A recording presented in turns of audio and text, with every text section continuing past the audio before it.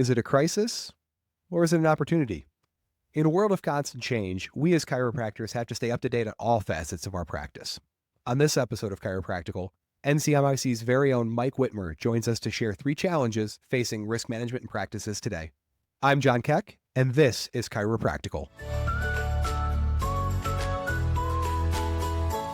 I'm Jon Kec, a chiropractor for the last 10 years, and your host of Chiropractical, the podcast that helps you be better at what you do with new ideas and new tools. We aim to educate and inspire, as well as inform chiropractors by sharing expert insights, personal stories, and the latest research in the field.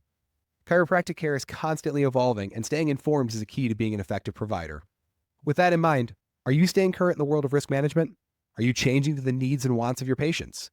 On this episode of Chiropractical, you'll probably recognize a familiar voice of Mike Whitmer. Mike Whitmer, or simply Whitmer as we tend to call him around NCMIC, is headed for retirement after 24 years with the company. Mike has spent countless hours on the road, and in his travels, he's seen a number of challenges in the fields of risk management. Mike, an early congratulations on that upcoming retirement, and thanks for joining me one more time on Chiropractical. Thanks, I appreciate it. Glad to be here. Let's focus in a little bit today. Let's kind of live in your bread and butter world of practice management and risk management. I think we as providers really focus on patient care, and we lose sight sometimes of all the other things that go into managing that patient, both as a patient, but also managing the business side of patient care. So what kind of things, do you feel maybe the top 3, let's say, that you want to leave with our listeners relative to the challenges that they need to make sure that they're ready for that day-to-day patient care going forward? I think that any profession, chiropractic is no different.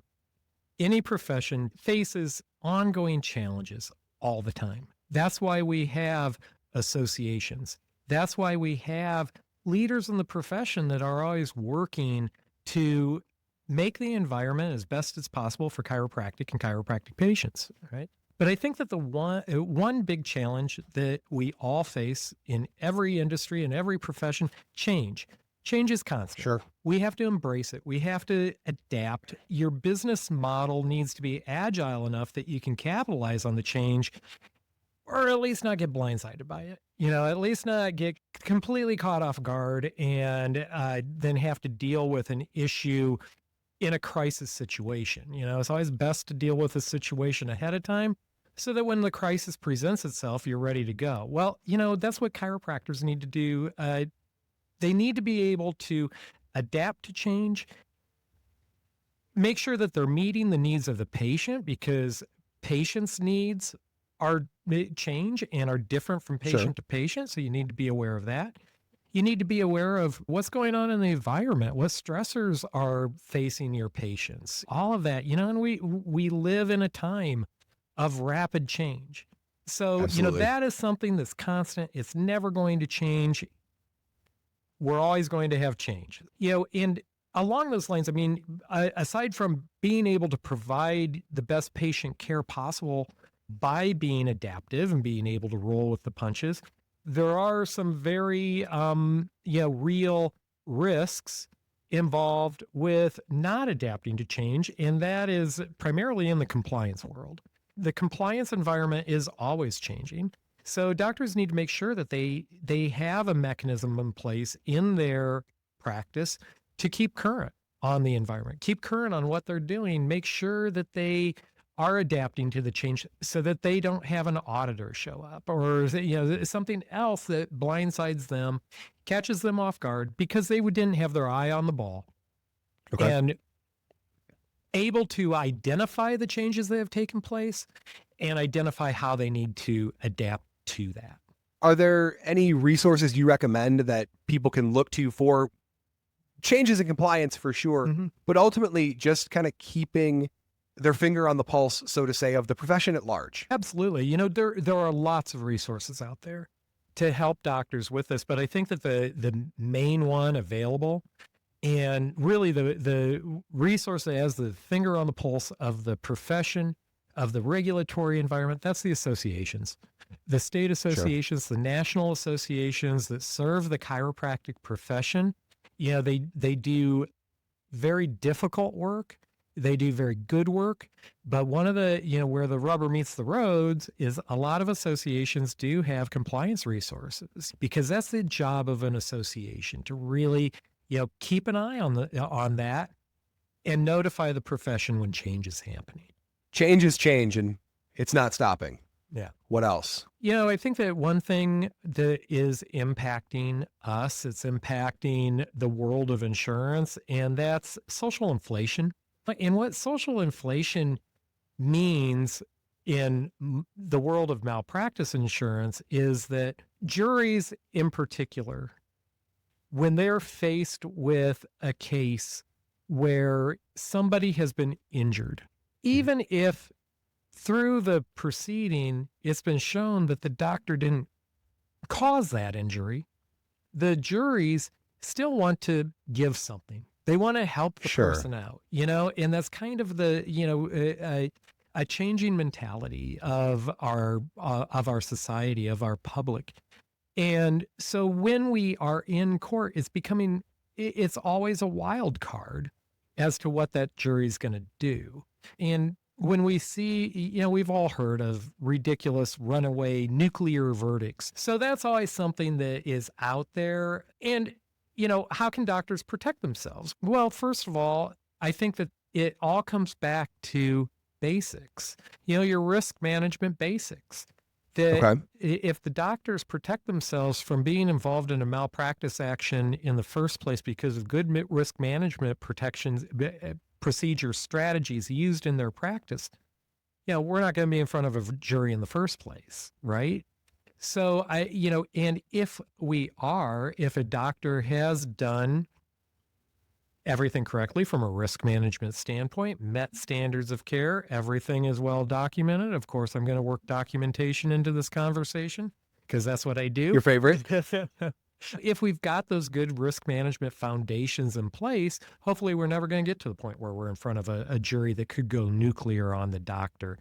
But more importantly, if we are in front of a jury, if a doctor if we're able to portray them, paint the picture of them in court as somebody who does things right, who is on top of things, and is keeping the best interests of the patients at the forefront of their processes, of their procedures, and we've got good documentation, we've got good informed consent, we've got all those good things, chances are we're not going to be facing a jury with the potential of a huge nuclear verdict.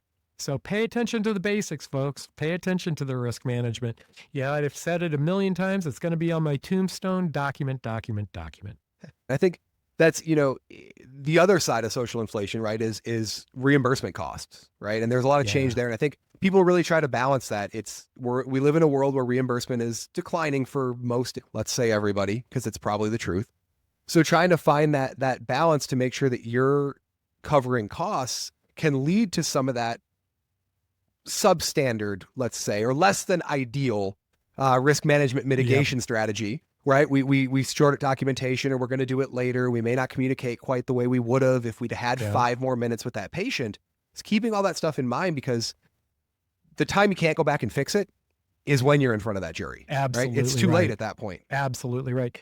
Dr. Lou Sportelli, who I had the honor of working closely with for many years here at NCMIC, he used to always tell students, and it's always stuck with me, never let the economics drive the ethics.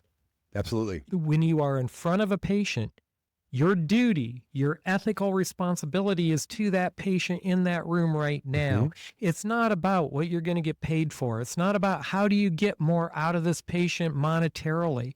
It's about what's right for that patient and taking care of that patient and keeping that ethical standard and that ethical, priority above, okay, but I could make more money off of this patient if I do this.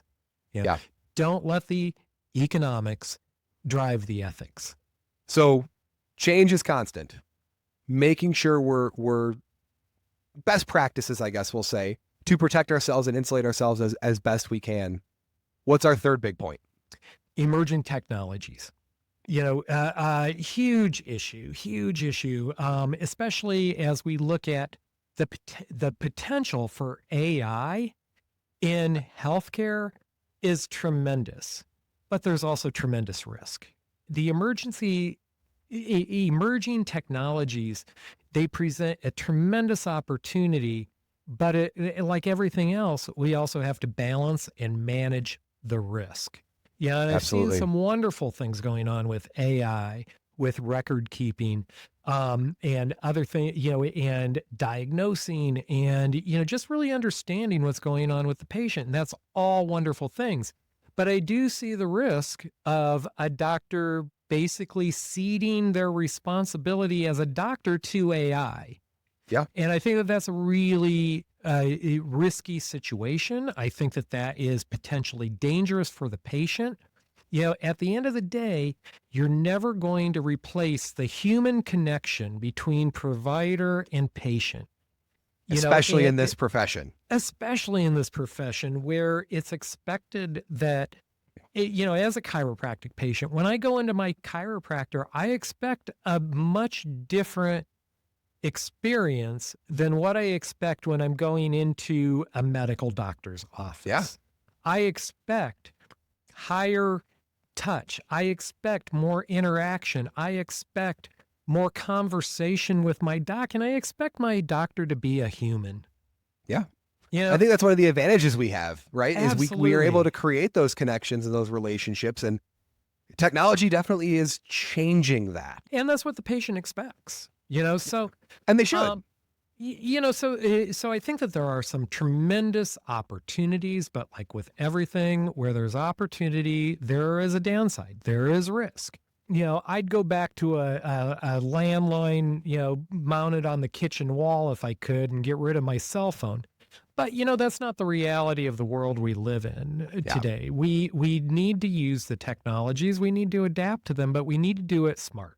We need to make sure that we're paying attention to the risk with AI and record keeping. There's the same thing that we faced, as we transitioned from handwritten records to electronic records. You can't let the electronic record software become the doctor. You're the doctor, and you are the one responsible for everything in those records, but you're also responsible for the patient. Well, and I think it becomes a conversation and a consideration of how do you really balance those resources, right? Mm-hmm. How do you leverage the things that are beneficial without letting them become the encounter? I think that the human connection is part of what makes chiropractic so special, so wonderful. For sure. That connection. Another thing that Dr. Sportelli always said that, is always kind of in the back of my mind. People don't know how much you know until people know how much you care. And if you ceded all of the responsibility for patient communication, patient, interaction to AI, to a computer system, we're missing an opportunity there to really help the patient. What opportunities do you see on the horizon for the profession, for providers? The first challenge we talked about is also our first opportunity, and that is change is constant. Through change, there's more opportunity. Chiropractors need to be smart about what they do, how they handle change. Because I think that with change, if they are smart, if they are engaged with their communities, with their profession, so they really understand the impacts of the change, I think that there is huge opportunity for them to capitalize on it and make their practices better, stronger, which of course is ultimately good for the patient, which is the most important thing. Where chiropractic is right now in the national conversation and really worldwide conversation about our health, patients, the public, we're waking up that the medical model does not have all the answers. There are other things like chiropractic that can be extremely beneficial to our health. And guess what? Chiropractic gets people back on their feet faster, less expensive than other modes like surgery, which has an astronomical high failure rate. And, treating these conditions that in the past, patients and doctors would have gone straight to the surgery route or Hmm. straight to something much more invasive, drugs or whatever the case may be. The public is open more than ever to things that are in the past have been considered alternative, like chiropractic. I don't think chiropractic is alternative anymore.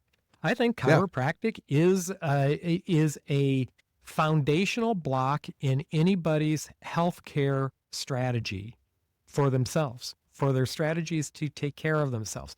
I think that chiropractors really have the opportunity to be a foundational piece of anybody's healthcare strategy. As chiropractic kind of becomes more mainstream, what can providers do to really capitalize on that newfound exposure, right? Do we go out and try to market differently? Do we build relationships differently? What is, at least in your experience so far, what's been successful? And then what would you recommend if it's something you maybe haven't seen people trying yet? Yeah, I think that that's all of the above. The environment is right to start, branching out. I talk to so many chiropractors who are hesitant to network with the medical community in their communities.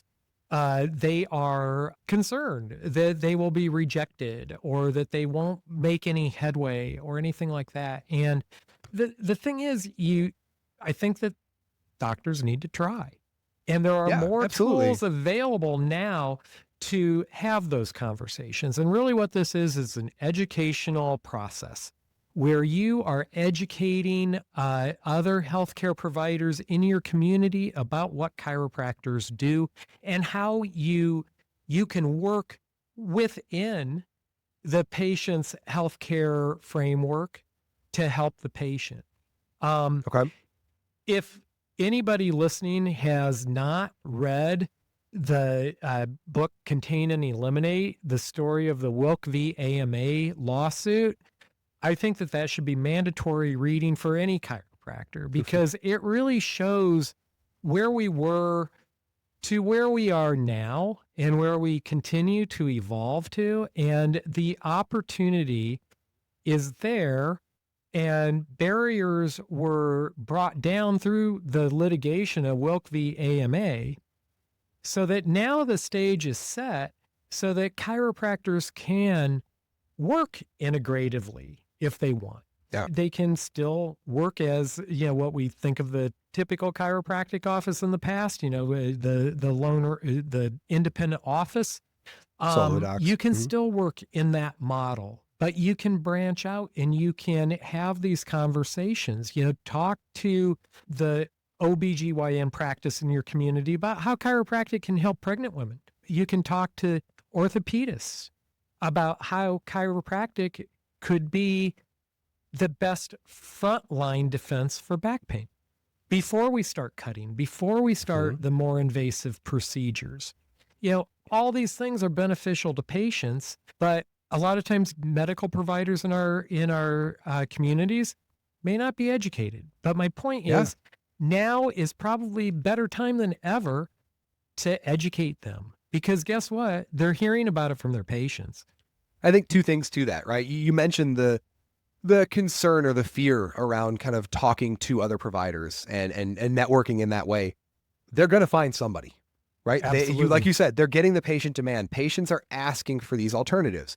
People, I think, are more and more hesitant's not the right word, but it's the only word that comes to mind right now to go the surgical route right from the jump, right? They want to try those other things. So if there is a demand for something different, that orthopedist or that general MD, they're going to find somebody. They may team up with a PT group. They may team up with the chiropractor next door. So get out in front of that, be that person having those conversations, educating, like you said, on those alternatives and figure out how you do become a part of that team. How do you plug into that hierarchy of treatment and hopefully keep patients from having that surgical need, so to say. And as a profession, this is something we're getting better at, and there are resources available to help doctors do this through your state associations, through your national associations, and also the good work that the folks at the Foundation for Chiropractic Progress are doing. Yeah, they are a public-facing organization, and they put out educational materials and things that you can use on your social media to help educate your communities, to help educate other healthcare providers. Wonderful resources out there to help doctors do this. Anything you want to share risk management based, opportunities that you see for us to improve the way we're kind of doing things to really, like we talked about, protect ourselves should we ever find ourselves in that unfortunate situation of a lawsuit to set us up for success, let's say. Yep. Yeah, absolutely. And there's nothing new here.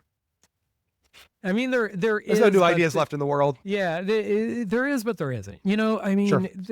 Yes, there's new technology available that is extremely powerful and could be really powerful tools for chiropractors in their practices from a risk perspective. But of course, with everything, as we've probably know by now, there's a downside. Advantages and drawbacks. AI, Yep.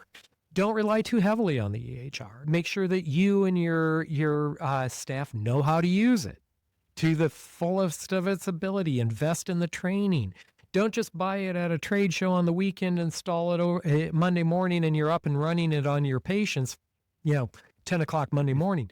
Yep. You need to know how to use it. You need to know how to implement it. And, the vendors help with that. So, there are new tools available, but we need to know how to use the tools. So, I think that just there are so many, more opportunities for education. There are more opportunities for electronic and technological tools to help doctors streamline their practices. There's a lot out there that will continue to change and evolve that will help doctors be more efficient, deliver more effective patient care.